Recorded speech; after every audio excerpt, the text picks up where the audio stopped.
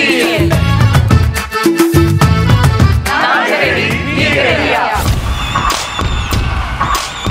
தொட்டு தொட்டு போகும் தென்றல் தேகமெங்கும் வீசாதோ, விட்டு விட்டு தூரும் தூரல் வெள்ளமாக மாறாதோ. ஒரு வெட்கம் என்னை இது தீண்டியதே, அவள் பார்க்கும் பார்வைதான் குளிர்கிறதே, போகும் பாதைதான் பெறுகிறதே. மனமெங்கும் மயங்கிடும் பொழுது வார்த்தையா இது மௌனமா, வானவில் வெறும் சாயமா.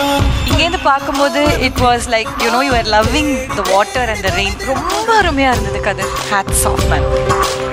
100% உழைச்சிருக்கீங்க. அதுதான்